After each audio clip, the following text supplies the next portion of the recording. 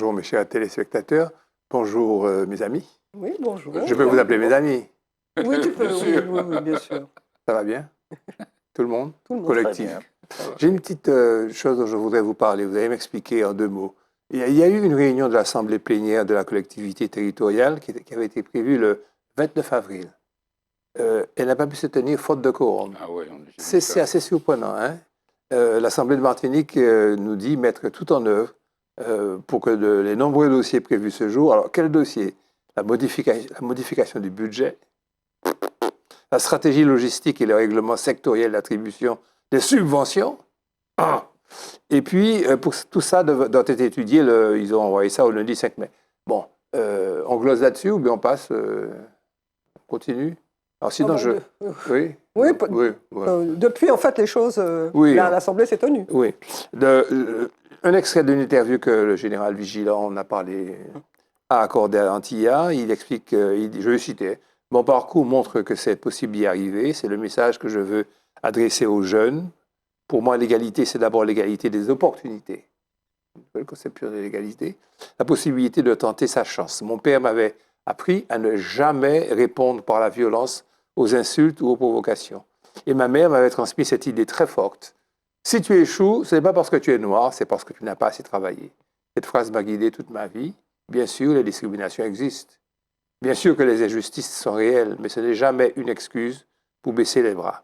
En France, et particulièrement aux Antilles, nous devons sortir de cette tentation permanente de la victimisation. Connaître son histoire est indispensable, mais la revendiquer sans cesse comme un fardeau, comme une entrave, ne construit rien.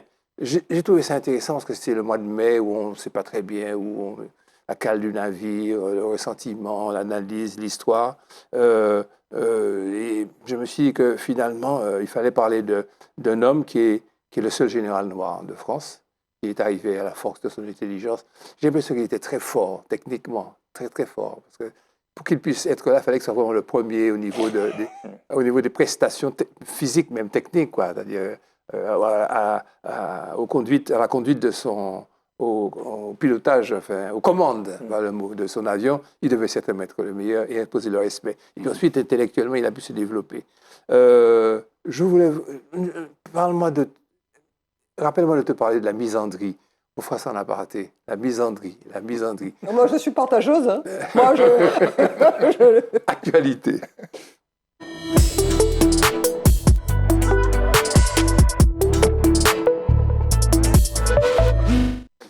Les causes de la perte d'influence de la France en Afrique, c'est le premier sujet qu'on devra traiter, et apparemment, il est confié à Emmanuel et Daniel. surtout Emmanuel. Hein. Comme vous voulez. Vous pouvez partir le boulot.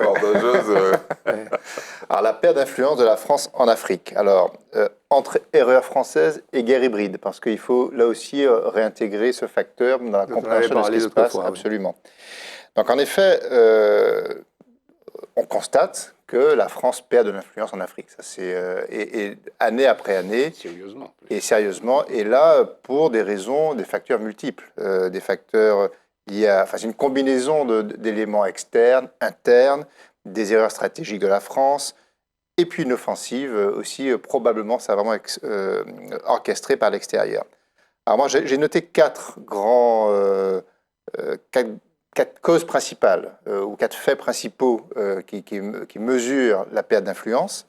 Bon, d'abord, il y a le rejet du néocolonialisme par les peuples africains. Ça, c'est un phénomène lourd, fort, et l'opinion publique africaine, aujourd'hui, n'accepte plus ce principe néocolonial qui est encore dans l'écho de la présence française sur les territoires d'Afrique, les pays d'Afrique, avec une expression de ce rejet qui est exprimée par des grandes manifestations qu'on a pu voir au Niger, au Mali, au Burkina Faso, etc. Le deuxième facteur, c'est l'échec militaire et diplomatique français, notamment les interventions de Barkhane, des opérations Barkhane qui sont perçues comme étant des échecs en Afrique, et puis une succession de coups d'État qui finalement démontrent l'incapacité de la France à participer et accompagner ces mutations politiques internes. Et puis, troisième élément, c'est l'offensive des puissances concurrentes. Parce qu'il ne faut pas imaginer que l'Afrique est un territoire où il n'y a que la France, il y a quand même en permanence des poussées, des envies, des offensives. La Chine notamment, la Russie, la Turquie, les Émirats arabes unis, et qui apportent à ces pays des alternatives, le Maroc, et des alternatives économiques, militaires et diplomatiques. Et donc il y a un jeu d'influence qui fait que mécaniquement, par effet de vase communicant, plus une influence extérieure augmente, ça se fait au détriment de l'influence française. Donc, en gros, la France n'est plus le partenaire exclusif de l'Afrique, comme ça l'a été, en tout cas dans l'esprit français, pendant longtemps. Et puis le dernier point, c'est le recul culturel et économique de la France. Il y a un soft power anglo-saxon qui aujourd'hui a atteint un peu son paroxysme dans les pays d'Afrique, la prégnance de l'anglais, la culture anglaise, etc. Donc, tous ces ressorts qui faisaient quand même rempart pendant longtemps, aujourd'hui s'effritent en Afrique. Mais si vous voulez, il y a toutes ces causes visibles, il y a quand même une cause souterraine dont je voudrais reparler, c'est les guerres hybrides menées contre la France. Je crois qu'aussi il faut intégrer ce fait-là pour comprendre l'accélération de la perte d'influence, parce que la France est aujourd'hui une cible directe, et ça, là encore, c'est mesuré, c'est documenté, une cible directe des guerres hybrides, notamment de l'URSS, enfin de la Russie, pardon, mais qui avait commencé à l'époque de l'URSS et de la Chine, dont l'objectif, en réalité, a été, depuis la guerre froide jusqu'à aujourd'hui, d'affaiblir la présence française de la France en Afrique, parce qu'il y avait un enjeu d'influence à gagner contre les Occidentaux en Afrique. Voilà, donc il y a beaucoup d'actions qui sont menées sous les radars par la Chine et par la Russie. Alors je vais vous citer quelques exemples. Il y a notamment les campagnes de désinformation qui sont orchestrées par la Russie.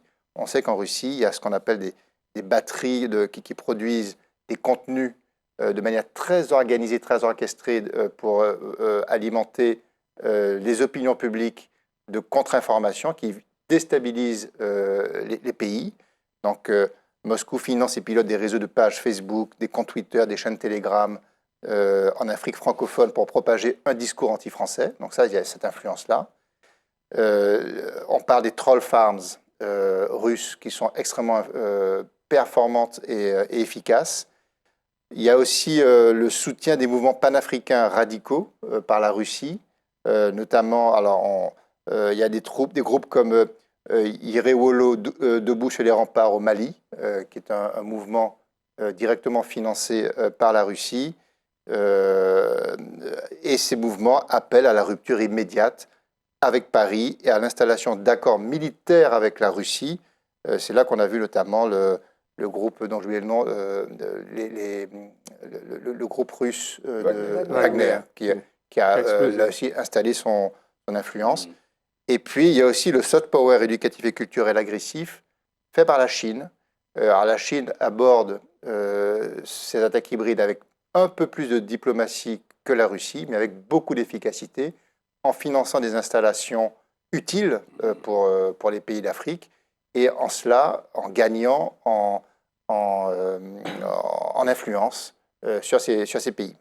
J'ai un petit peu l'impression aussi que si la France n'avait pas soutenu des régimes corrompus, des personnages corrompus qui étaient des sangsues sur le pays, que le coefficient de sympathie, parce que nous sommes d'une race, si les races existent, de gens affectifs. Et donc, s'il y avait une affection qui avait été maintenue pour la culture, la civilisation française, que tout ce dont tu parles là, c'est vrai qu'il existe, c'est évident, ne devrait pas fonctionner avec autant d'efficacité. Parce que dans les reportages que l'on voit, on a l'impression que les gens nourrissent maintenant une sorte de haine contre la France. Et cette haine qui est nourrie contre la France, elle se justifie aussi par le franc CFA qui demeure encore, et puis aussi le soutien, je crois, le soutien que la France a accordé à des régimes réellement corrompus qui suçaient ce pays-là. Et si nous avions effectivement constaté que le clan Capgrave était milliardaire, que le clan Letchimy était milliardaire par des fonds qui étaient détournés, acceptés, je crois qu'ici, on aurait explosé. Et puis ici, on avait aussi des protections, c'est-à-dire jusqu'à maintenant. Césaire, Léon contre la masse, Fanon dans la pensée, et quand même une intelligentsia. Daniel, tu veux dire quelque chose? Juste pour ne pas oublier que l'Afrique, parce que tout cela donne l'impression que l'Afrique est au pillage et que chacun peut se servir, normalement, l'évolution, le sens de l'histoire voudrait quand même que les pays africains, même si on en est loin, deviennent maîtres de leur histoire et que normalement, la perte d'influence des puissances impérialistes devrait être généralisée. De généraliser. Redonner sens à la parole politique en Martinique. On a déjà abordé ça, mais je pense que comme pour les problèmes de l'écologie et tout, il faut que l'on comprenne que la pédagogie, c'est souvent la répétition. Christian, tu... Si tant est qu'elle ait eu un sens. Enfin, non, mais je pose la problématique. Alors, je développe.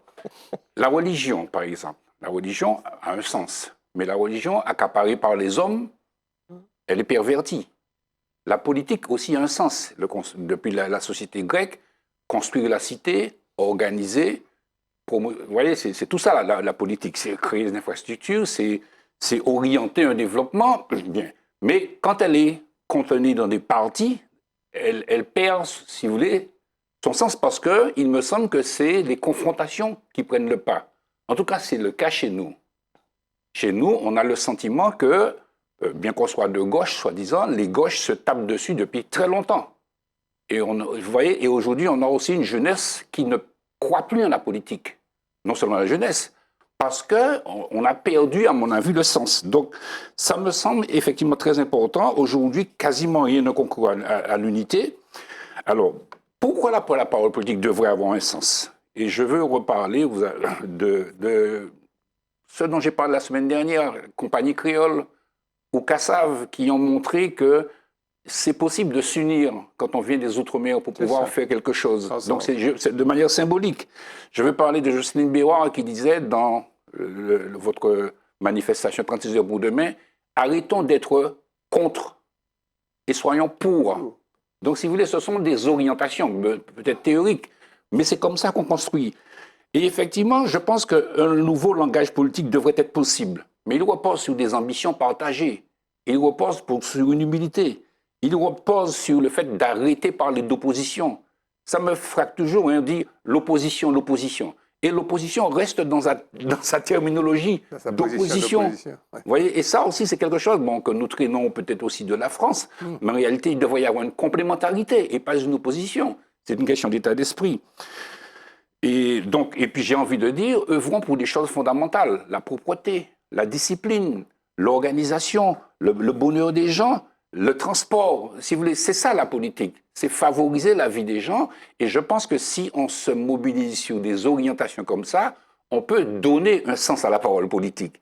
Mais si on se mobilise uniquement sur des oppositions, la politique, voilà, ça perd son sens. Voilà ce que je voulais dire. Mais tu vois, à ce sujet, M.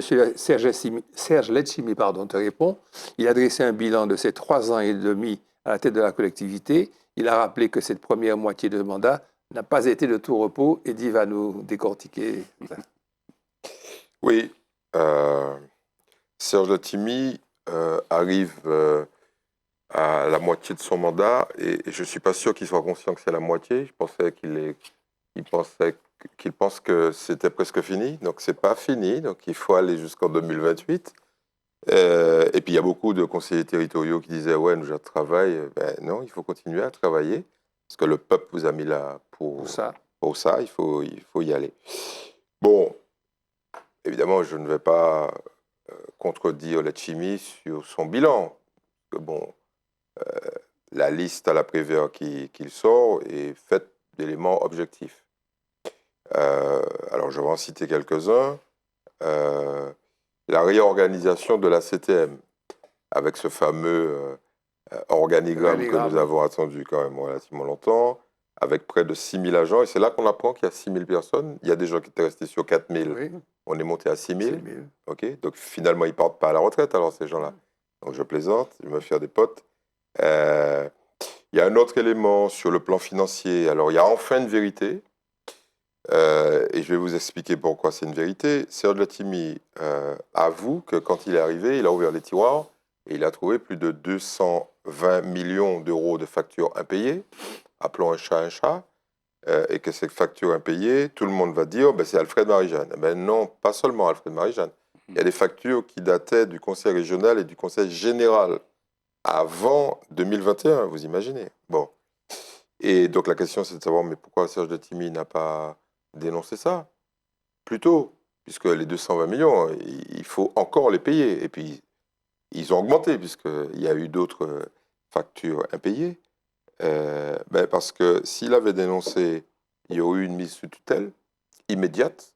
Et si un président qui vient d'être élu mis sous tutelle, bon... C'est de sa faute. Non, On dirait que c'est de sa faute. Et puis, surtout, il n'aurait aucune marge de manœuvre. Bon, donc... je pense qu'il a oublié une partie qui est relativement importante, c'est que Letchimy, il y a des gens qui se disent, mais pourquoi ce type a consacré, grosso modo, les 3 premières années de son mandat à des questions, on va dire, d'identité. Ouais. On est d'accord, donc drapeau, hymne, créole, etc. Et donc, ça, c'est une vraie question, au-delà du mandat. Je ne vais pas vous citer la liste de tout ce qu'il réclame comme étant quelque chose de fait. Bon, c'est classique. Là, il y a une vraie question. C'est pourquoi un type qui, entre 2010 et 2015, a consacré l'essentiel de son énergie à bâtir, notamment le TCSP, mais bon, plein de choses. Là, il part sur des choses qui sont de l'ordre de philosophie identitaire.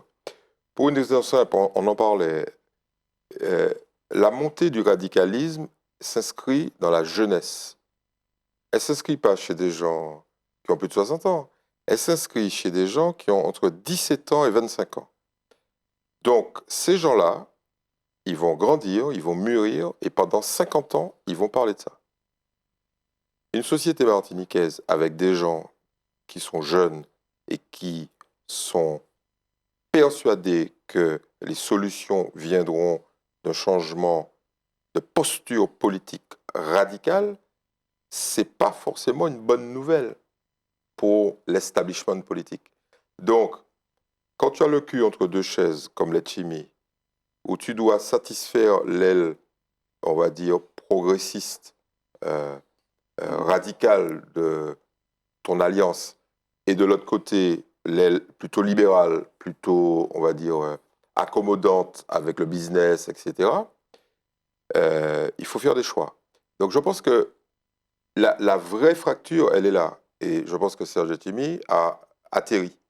Les 3 années où il s'est dit, bon, pour éviter les débordements, pour éviter cette explosion, je vais canaliser et donner des gages. OK ? Eh bien, ça n'a pas marché. Ça n'a pas marché. Et donc, il remet les pieds sur terre en disant, bon, il me reste peut-être quelques années où là, je vais, même si je fais du en même temps, je vais travailler sur des choses très concrètes. Mais je pense qu'il est un peu tard. Il est un peu tard, d'une part, parce que les gens, la faction libérale, bon, elle est désabusée, elle est partie. Mais les radicaux n'ont pas relâché. Ils n'ont pas adhéré. Ils n'ont pas adhéré, ils n'ont pas relâché. Et Serge Letchimy, seul rempart contre la montée du radicalisme et du populisme, à mon avis, c'est bon. Tu le vois de temps en temps. Oui. Et tu lui annonces sa mort annoncée. Non, c'est la posture qui est morte.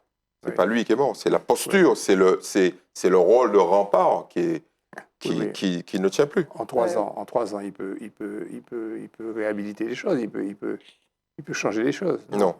Surtout que qu'est-ce qui est proposé d'alternatif? Non, il n'y a pas d'alternative. Parce que les gens qui devaient construire une alternative se sont barrés. Et Letchimy dit tout le temps, je suis seul, oui. Et mais pas d'argent. Alors, c'est ce qui explique peut-être le fait qu'aujourd'hui, il y a des gens qui se permettent d'occuper l'esplanade de la collectivité pour lui dicter sa politique. Mais ça, c'est un peu l'écume de la mer, donc on ne va pas faire un sujet de ça. Et puis que de notre côté, ceux qui peuvent créer de l'emploi, ceux qui peuvent créer de la stabilité, ne croient plus en lui et il a perdu le dialogue avec eux. Moi, je pense que ce qu'on est en train de vivre là, avec des gens qui bloquent, etc., mais c'est pas, non, mais je tiens à le faire passer quand même. Parce que je pense qu'il n'y a pas trop de levée de bouclier sur ça. C'est bien évidemment l'effondrement local des valeurs démocratiques. OK. Non, mais vas-y, tu dis pas contre mais... Non, mais laisse-moi aller jusqu'au bout. Oui, vas-y. Et les premiers stigmates de ce que nous nous devons redouter, c'est l'haïtianisation de notre société.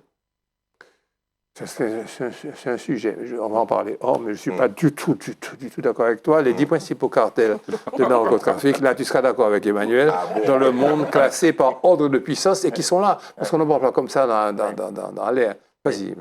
Alors oui, on parle beaucoup de narcotrafic, mais le narcotrafic, ça gangrène la planète entière et il y en a partout. Donc il faut en être conscient. Il y en a en Chine, il y en a en Europe, il y en a en Amérique, il y en a au Japon. Bon. Alors je ne vais pas vous lister les 10, bien évidemment, mais quand même rappeler qu'il y a un tropisme qui s'est quand même orienté sur l'Amérique latine et l'Amérique du Sud.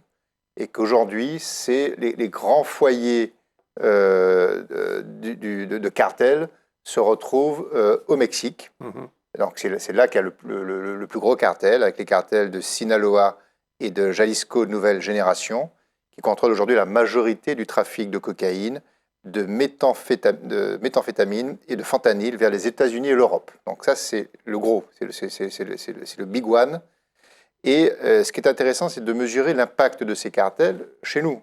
Voilà, et quand on descend tous ces cartels, il y a toujours une influence ou un risque de contamination chez nous. Et c'est vrai que ces cartels, ils cherchent de plus en plus à utiliser les îles de la Caraïbe et en particulier les îles françaises, qui ont déjà des logistiques existantes pour pouvoir faire circuler leur drogue vers l'Europe notamment. C'est ce qu'on appelle la route commerciale de la cocaïne. Et donc, c'est en cela qu'il y a une connexion directe entre ces cartels mexicains et les cartels colombiens. Ce sont les deuxièmes grands cartels aussi qui existent dans le monde. Et pareil, ceux-là aussi cherchent le bon corridor antillais pour accéder au marché de l'Europe. Les troisièmes grands cartels au niveau mondial sont en Asie.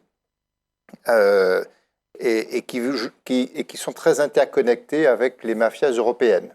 Ça, c'est intéressant de noter. Alors, je ne saurais pas prononcer ce nom-là. Il y a les 'Ndrangheta italiennes et les triades chinoises qui jouent un rôle crucial en Europe et en Asie pour l'importation et la distribution de la drogue. Et là aussi, l'impact de ces cartels chez nous existe également parce que ces cartels utilisent la Caraïbe, au sens large, pour blanchir l'argent de la drogue.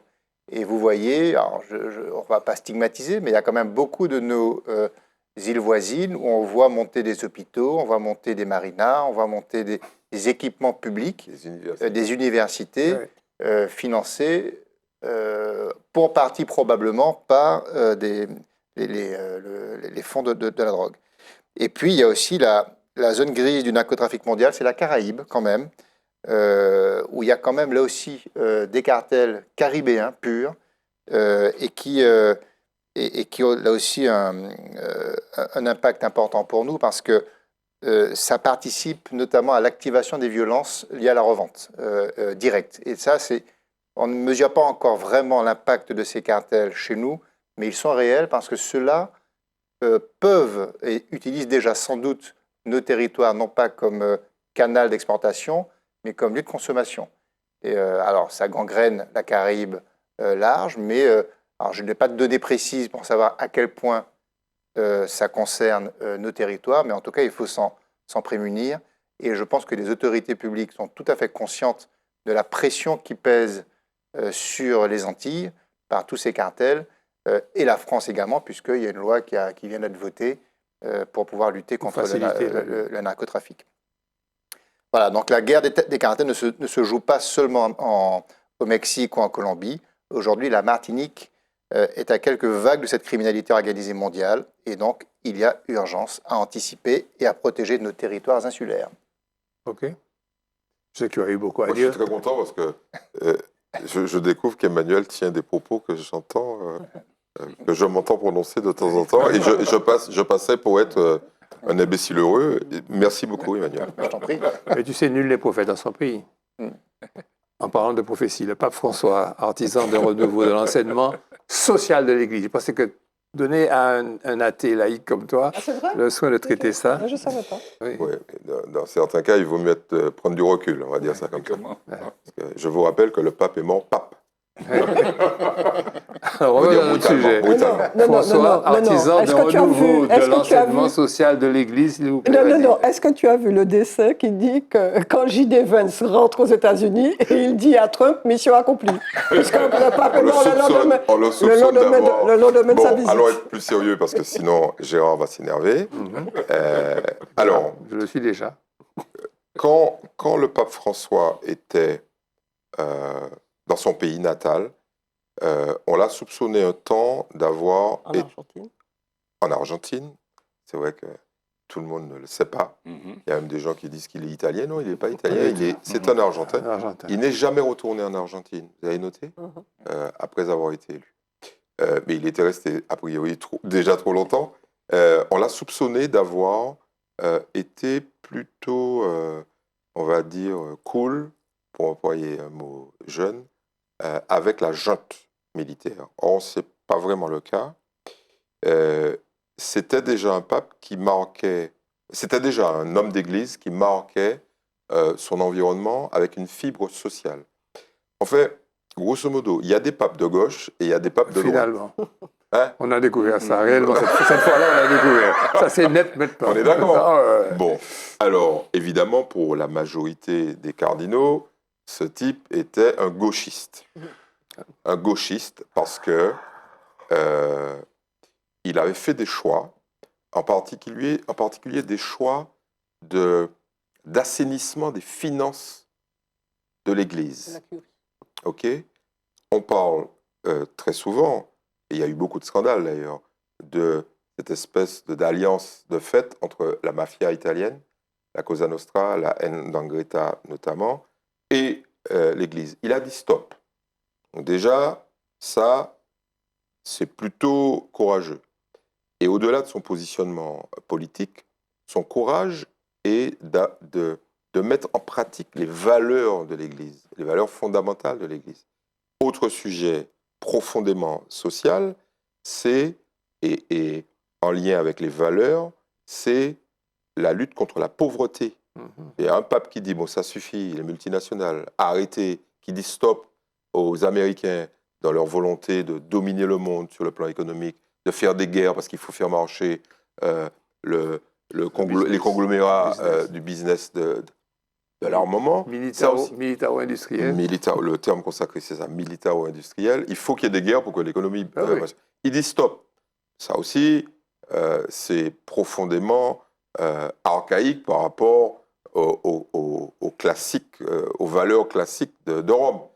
Et puis, il va beaucoup plus loin, toujours sur les valeurs morales, c'est de dire arrêtez de discriminer les homosexuels. Alors là, je me dis, au bout de... Attends, on va faire les homosexuels déjà. Oui, ensuite, tu as raison. messieurs les prêtres, arrêtez de toucher les enfants. Arrêtez de violer les enfants. Il dit à des gouvernements italiens, la façon dont vous traitez les migrants est un scandale. Bon, au bout d'un moment, un type comme ça, je pense qu'il y a des cardinaux qui ont dû se dire, lui, il faut qu'on l'élimine. Il faut qu'on l'élimine. Bon. Juste avant Jean-Paul II, il y a eu Jean-Paul Ier, qui était un pape dont les premières déclarations étaient identiques à celles de François. Il est mort dans des conditions... Il n'a pas duré, il a pas duré. Il est mort dans Ça des le voit. conditions. Donc, moi, je tiens à rendre hommage à ce pape d'avoir tenu aussi longtemps dans un monde de caïmans, de crocodiles, de tout ce que vous voulez, qu'il voulait sa disparition. Parce que je pense que quel que soit le pape qui va venir dans quelques jours, il devra tenir compte des progrès qui ont été enregistrés sur le plan de la... Allons employer un mot qui n'a plus de valeur, mais auquel nous tenons tous ici, de la démocratie. Oui, absolument. Démocratie sociale. Emmanuel. Oui, Emmanuel. Oui, moi je voulais rajouter, parce qu'il y a un volet aussi qui me paraît important concernant le pape, c'est ces différentes encycliques qu'il a produites, qui étaient des monuments de la pensée, et notamment l'encyclique Laudato Si sur l'écologie intégrale, L'environnement. où il a posé la problématique de l'écologie en disant qu'il faut protéger la maison commune. Donc il a eu un discours très écologiste, très abouti, et là aussi ça va dans le sens, on va dire, du pape des peuples, et il a été très loin dans sa proposition spirituelle mondiale. Je voudrais que Daniel parle tranquillement et fermement de la situation du cancer du col de l'utérus en Martinique et en Guadeloupe, parce que c'est un sujet qui m'a personnellement touché. Oui, alors, oui, je comprends, parce qu'effectivement, ça t'est peut-être un peu étranger. Mais non, mais c'est vrai qu'habituellement, on parle pour les femmes du cancer du sein, pour les hommes du cancer de la prostate, et qu'on parle moins du cancer du col de l'utérus. Et peut-être que la situation avait été moins prégnante, mais la réalité de la Martinique et de la Guadeloupe montre que, au niveau du nombre de cas pour 1000 habitants, il y a un delta, un différentiel entre la France hexagonale et puis la Martinique et la Guadeloupe qui est quand même important, puisque en France, il est de 6,7 pour 1000 et en Martinique et en Guadeloupe, il est de 8,7 pour 1000. Donc, c'est une réalité. Et l'autre élément, c'est au niveau de la mortalité. Si la Martinique, on ne meurt pas plus davantage qu'en France hexagonale, mais on meurt plus jeune. Tandis que pour la Guadeloupe, on meurt beaucoup plus. Les femmes qui sont atteintes du cancer du col de l'utérus meurent beaucoup plus qu'en France, tant et si bien que la Guadeloupe était deuxième rang après la Guyane. Donc, c'est des marqueurs qui montrent que la situation est grave et qu'elle doit être prise en compte. Alors, en principe, depuis quelques années, on a le vaccin contre le papillomavirus qui peut être administré dès l'âge de 11 ans et qui, dans 90% des cas, est efficace. Peut-être que la communication sur ce sujet, elle n'est pas suffisante, mais surtout peut-être pas assez adaptée. Il faut, parce qu'on sait déjà l'approche que les populations antillaises ont vis-à-vis du vaccin. En plus, on touche à un domaine qui est lié à la sexualité, oui. Et donc, ça veut dire qu'il faut une approche qui mérite d'être nuancée.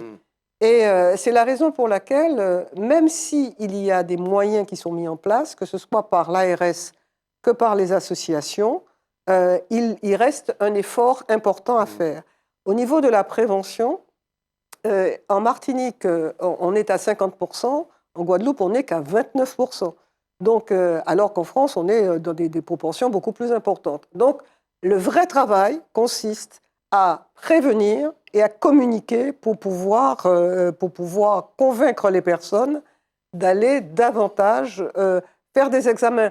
Il y a des réflexes qu'on n'a pas suffisamment. Et ce n'est pas seulement que pour la question du cancer. Hein.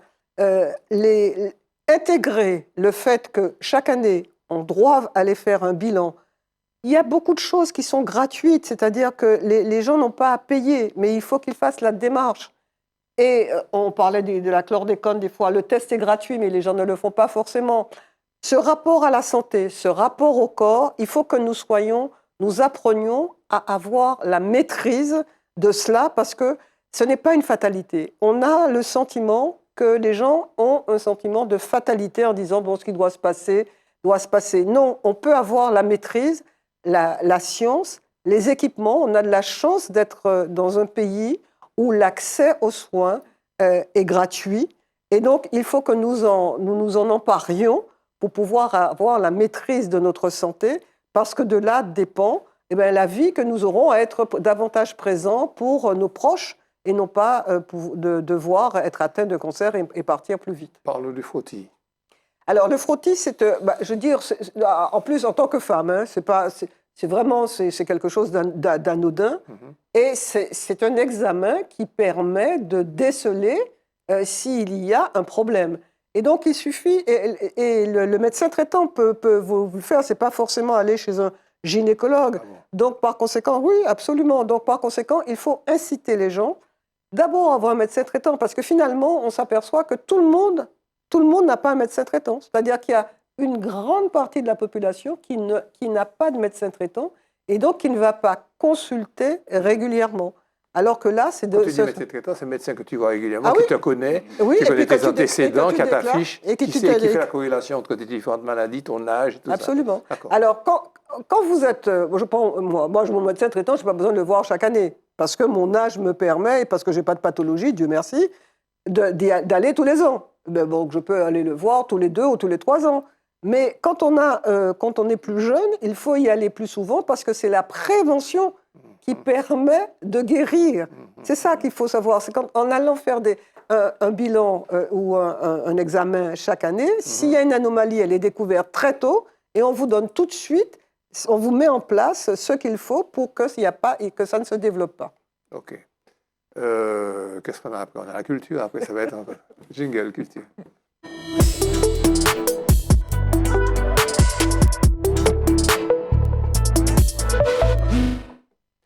Je voudrais que tu portes un regard global, exhaustif sur la littérature, les livres. Je pense qu'on a tellement de bouquins dans cette... Gilles Alexandre me disait que nous étions le peuple qui a le ratio d'écrivains et d'écrivaillons, suivez mon regard, le plus élevé au monde. Je taquinais mon vieux, pas Mélo, madame. Tu m'as donné la parole. Je taquinais mon ami écrivain. Mais tu permets que je te dise. Voilà. Allez, vas-y. Non, nous avons la chance, effectivement, d'être un territoire, d'être un pays où nous avons une production et des écrivains de talent qui sont étudiés dans le monde entier. Alors, si tu veux, on a les classiques, hein, on pourrait dire, comme tu l'as indiqué, les incontournables du XXe siècle, qui sont Cahiers d'un retour d'Aimé Césaire. On aura Glissant, on aura, que ce soit La Lézarde ou le IVe siècle, Recase-Nègre de Joseph Zobel. On a je pourrais en citer encore, on a des écrivains qui ont, dès la première moitié du XXe siècle et après, qui ont donc construit une littérature qui a une portée internationale. C'est valable pour la Martinique, la Guadeloupe. On se souvient pour Haïti du gouverneur de la Rosée de Jacques Roumain, qui est jusqu'à présent étudié et qui est un monument.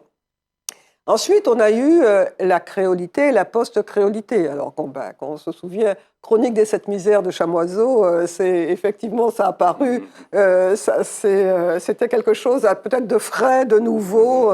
Et c'est vrai que lorsqu'on parlait on a parlé des jobbers, pour toute une catégorie de la population, ça la replaçait dans son quotidien, dans son imaginaire. Donc, il y a bien entendu, à côté de Chamoiseau, il y a Confiant, avec toute la littérature, puisqu'il décline notre histoire, que ce soit en ce qui concerne l'arrivée des Indiens, les Syro-Libanais, etc. Il y a tout. Et dans la nouvelle génération, je pense qu'il faut qu'on cite absolument Michael Roch, dont on a eu l'occasion de parler d'ici. Ton préféré ? Non, mais c'est un écrivain qui a un talent fou, et moi je pense que c'est la nouvelle génération, c'est ce que tu appelais la post-créolité, je crois, Oui, mais absolument. donc il faut voir. Alors on ne peut pas ne pas parler des voix féminines, et quand on parle des voix féminines, on pense tout de suite à Marie Scondé pour la Guadeloupe, on pense à Simone Schwarz-Barth, mais ici nous avons par exemple Fabienne Canor, qui a une production qui est importante et qui est très traduite dans le monde anglo-saxon. Il faut le savoir. On a Gisèle Pinault, qui a une production qui est de qualité et qui est éclectique. Et donc, nous avons aussi de nouvelles générations plus jeunes qui apparaissent dans la littérature féminine.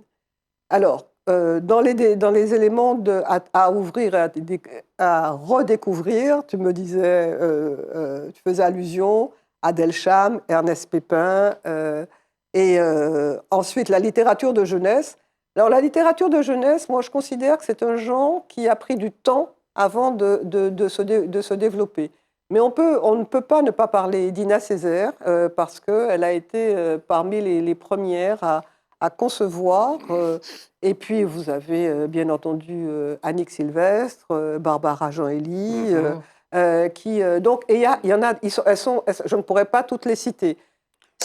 Pour que ce ne soit pas une énumération à la Prévert de tous les écrivains, ce qu'il faut retenir, c'est que nous avons des écrivains de talent, nous avons des créateurs, un aspect qui est peut-être pas suffisamment pris en compte, c'est le fait que l'associer le livre à la question de marché. C'est-à-dire un livre, il faut qu'il soit produit, c'est-à-dire qu'il faut qu'il y ait un éditeur et il faut qu'il soit vendu. La réalité, c'est que c'est pas toujours facile de trouver un éditeur, donc il y a beaucoup d'écrivains qui produisent à compte d'auteur et que rares sont les écrivains qui vivent du produit de leur création. Donc ça existait, mais peut-être que ça montre, le livre n'est pas qu'une marchandise. Pour certains, dans certains pays, c'est une marchandise avec un marketing qui est extraordinaire. Je pense qu'on a encore la chance ici d'avoir un lien avec non seulement l'écrivain, un lien physique, parce qu'on les rencontre dans des salons, dans des foires, on peut discuter avec eux, partager un imaginaire. Et donc, moi, je crois que de ce point de vue-là, nous sommes de ce point de vue-là privilégiés. Comme la chance que nous avons d'avoir à ta droite pour la disposition un écrivain célèbre qui est M. Emmanuel Rénal, qui est à combien de livres maintenant? Une dizaine.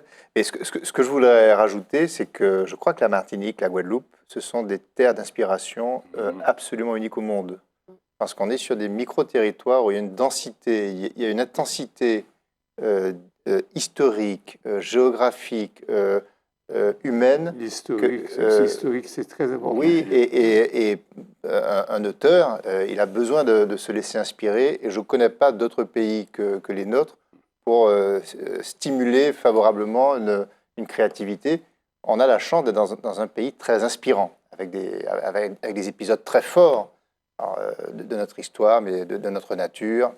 Et voilà, donc nos composantes culturelles. Et ça explique sans doute cette vitalité intellectuelle et cette vitalité culturelle de nos auteurs, parce que y a pas, quand vous habitez la Beauce, en France, je ne vois pas ce qui peut vous inspirer outre mesure. Tu vas te faire des Voilà. C'est ce que je vais te dire. Emmanuel, ton prochain bouquin? Mon prochain bouquin, il va s'appeler... Alors, c'est une réécriture de mon deuxième livre qui s'appelle Rectalinea. Et donc, que j'ai réécrit, que j'ai densifié, parce qu'après une relecture, je pensais qu'il avait besoin d'être enrichi. Et donc, il a été largement épaissi. Et ça va s'appeler Les chemins de Gabriel. Et c'est l'occasion de raconter le périple de l'univers sous un prisme antillais, donc un regard créole sur l'évolution du monde, avec une volonté d'en faire un livre de transmission pour une jeunesse qui veut comprendre très vite la Martinique, notamment dans toutes ses dimensions, mais avec un regard décentré. C'est-à-dire que l'idée n'est pas de rester dans un regard trop nombriliste, et on fait partie du concert mondial, et il faut le vendre comme ça. Jingle music.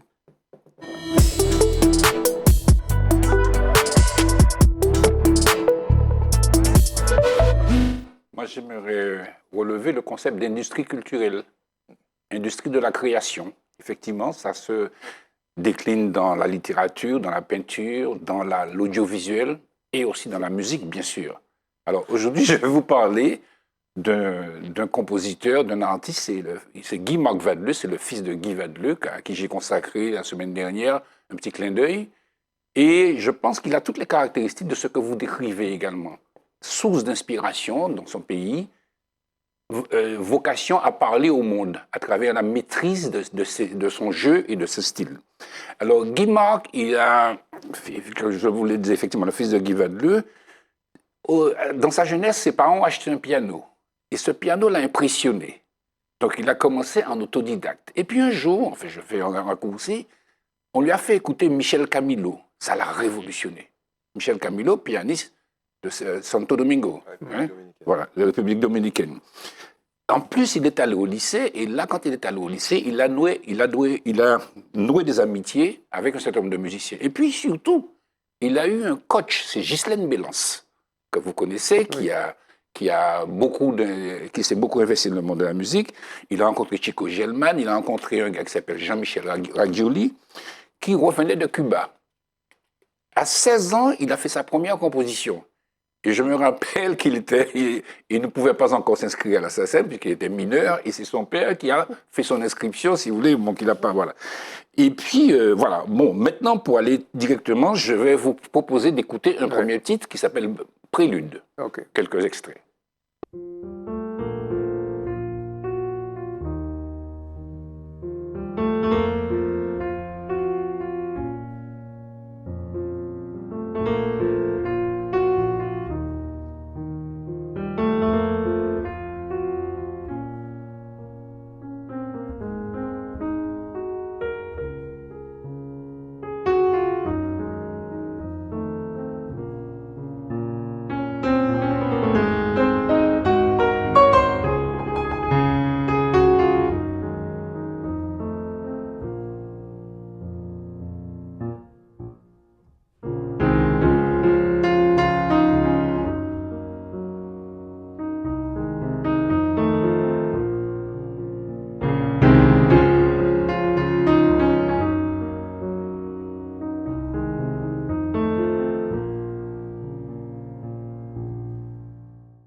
Alors, effectivement, à 19 ans, il part à Cuba. Il part à Cuba. Et quand il arrive à Cuba, comme il me dit, il voulait s'inscrire en première année de piano. Et il me dit, Christian, la claque. Vous savez qu'il a dû faire, il n'a pas pu rentrer tout de suite, hein. Et il a dû avoir un prof pour faire 16 heures de piano par jour, ce qui lui a permis D'avoir le niveau. d'avoir le niveau. C'est vraiment, vraiment important. Donc, il a vécu une réalité académique exceptionnelle, il a continué à composer, et puis il est retourné en Martinique, et après ses 3 ans à Cuba. Alors, je vous propose de voir une nouvelle vidéo avec un titre qui s'appelle Ballade aussi, c'est une composition qu'il a faite. Tu balades, tu balades. M'ouvre fenêtre pour garder le soleil dans le ciel, la vie.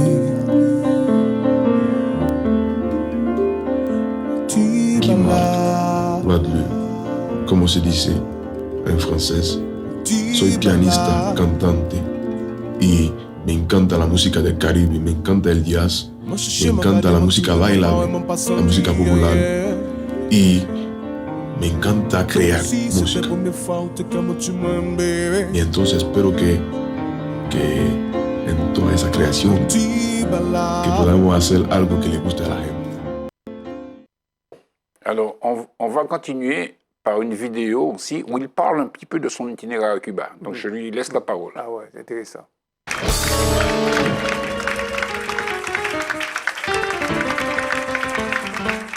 En allant voir une soirée du festival de jazz ici, où il n'y avait que des invités cubains, j'ai été décidé.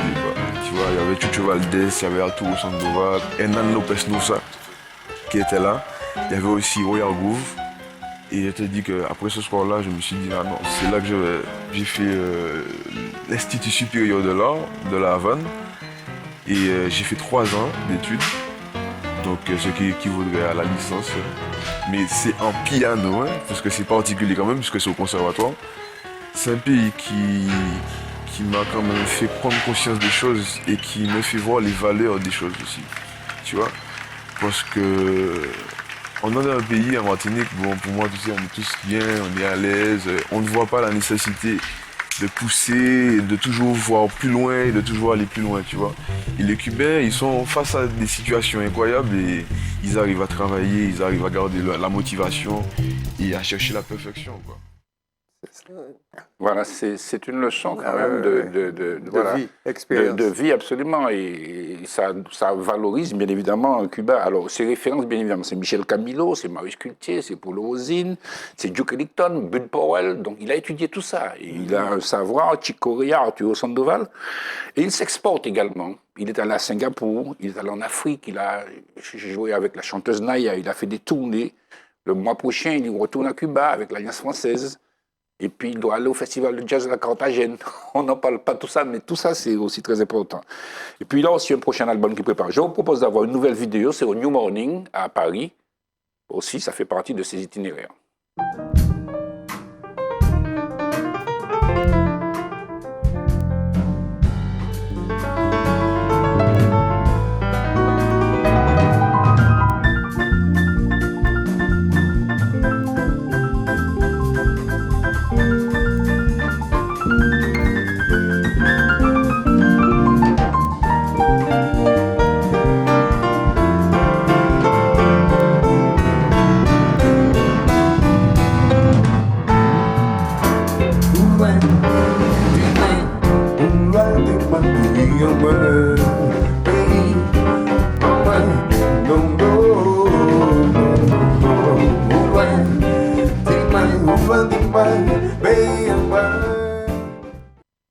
avait à côté de lui Wilfried Bédassier notamment, et Franck Rochard aussi à la guitare.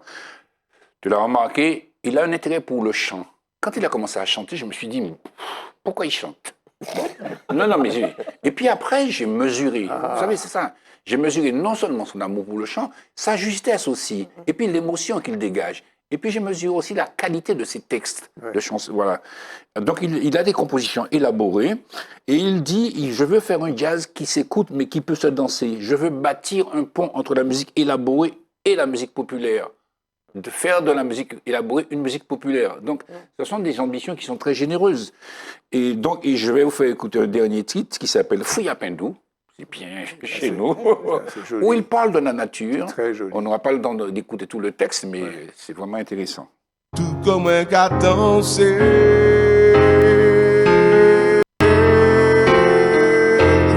Bah me dit tout bas, ça peut pas dire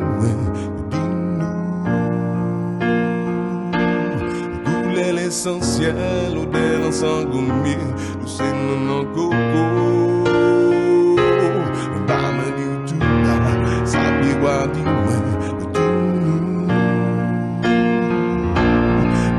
non mango, ça va fruit un peu tout. On a ça te paye en flamboyant, tout pour les lignes dans Zion.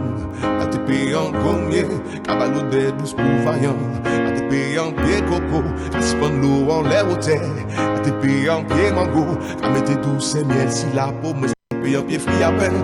J'achète dans brise la counou. Ça te paye en pied citron, car Jerry nous en sirop miel. Ça te paye en graines si cac, car lever de l'eau tout sans bouche nous. Ça te paye encore au sol, car nous c'est chez nous à grand bel geste. Pied bois nous, pied bois nous, pied bois nous, J'ai vu Gérard fermer les yeux, donc... ça ne pourrait pas être plus fort. Alors moi j'ai envie de dire, on a besoin de ça, on a besoin de musique d'écoute. Ça fait partie aussi de cette émancipation que nous espérons. Enfin bon, en tout cas, je vais vous dire que je l'ai interrogé également sur le conservatoire. Alors il apprécie l'idée de conservatoire, il regrette un peu qu'il ne soit pas suffisamment intégré, parce qu'il aurait aimé porter sa contribution. Voilà. Il garde l'impression que c'est des choses qui se font un petit peu en catimini, et que, voilà, Mario Cano, je me l'avais dit aussi un jour, il m'avait dit, moi, je voudrais bien collaborer. Donc, je pense que ce sont des gens qui sont très précieux dans notre pays. Tu as un appel, là. Ben, oui, je partage un petit peu, je partage, Ouais. si vous voulez, des idées, puisque je crois que c'est important. Dans l'intérêt de tout le monde. Absolument, tout à fait. Et vous avez vu son son, c'est merveilleux. Alors, moi, j'espère qu'on pourra passer ça de manière plus régulière, quoi. Vous avez fait une émission merveilleuse pour ce mois de mai. Je vous félicite. Continuez, persévérez, travaillez bien, mes enfants. À la semaine prochaine. À bientôt.